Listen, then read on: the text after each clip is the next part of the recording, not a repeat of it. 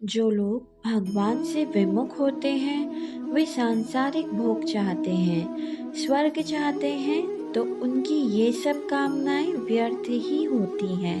कारण कि नाशवान और परिवर्तनशील वस्तु की कामना पूरी होगी यह कोई नियम नहीं है।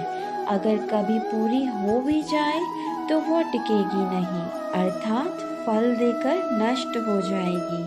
जब तक परमात्मा की प्राप्ति नहीं होती तब तक कितनी ही सांसारिक वस्तुओं की इच्छाएं की जाए और उनका फल भी मिल जाए तो भी वह सब व्यर्थ ही है। भगवान से विमुख हुए इंसान शास्त्र विहित कितने ही शुभ कर्म करें पर अंत में वे सभी व्यर्थ हो जाएंगे।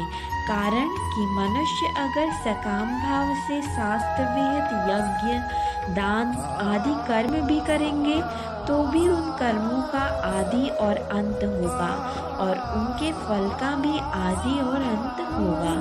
वे उन कर्मों के फलस्वरूप ऊंचे ऊंचे लोकों में भी चले जाएंगे तो भी वहां से उनको फिर जन्म मरण में आना ही पड़ेगा।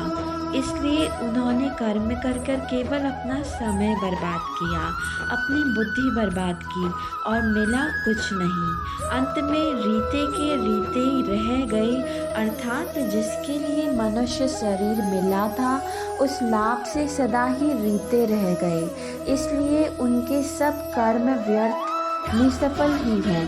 तात्पर्य यह हुआ कि ये मनुष्य स्वरूप से साक्षात परमात्मा के अंश हैं, सदा रहने वाले हैं और कर्म तथा उनका फल आदि अंत वाला है।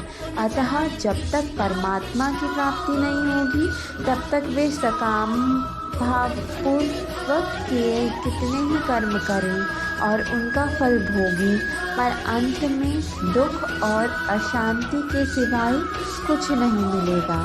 जो शास्त्र विहित कर्म अनुकूल परिस्थिति प्राप्त करने की इच्छा से सकाम भाव पूर्वक किए जाते हैं वे ही कर्म व्यर्थ होते हैं, अर्थात सत्फल देने वाले नहीं होते।